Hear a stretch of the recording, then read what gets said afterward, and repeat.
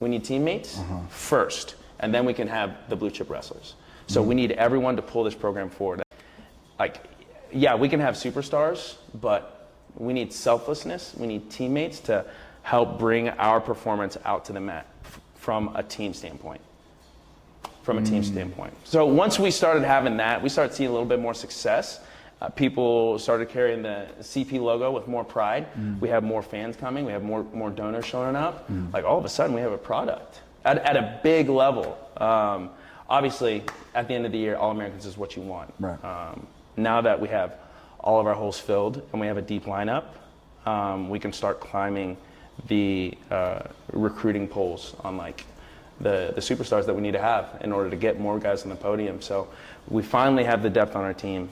Now it's about finding the best guys in California.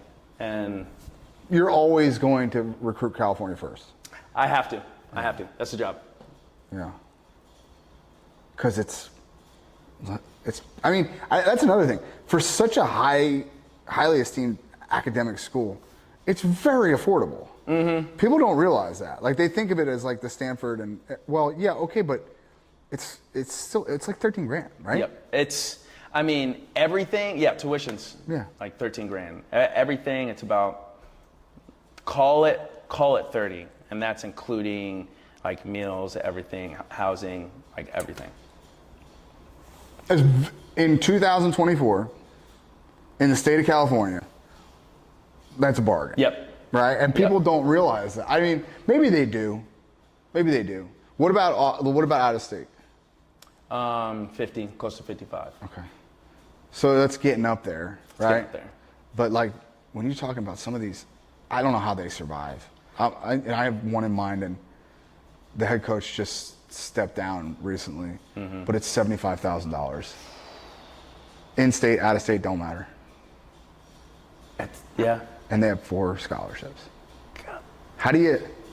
I mean, I don't know how they're.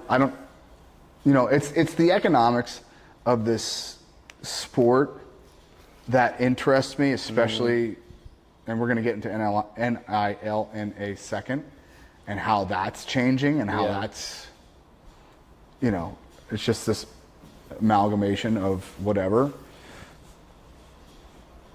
But I think the interesting part to me is understanding what makes mid-majors tick, what makes Power Fives tick.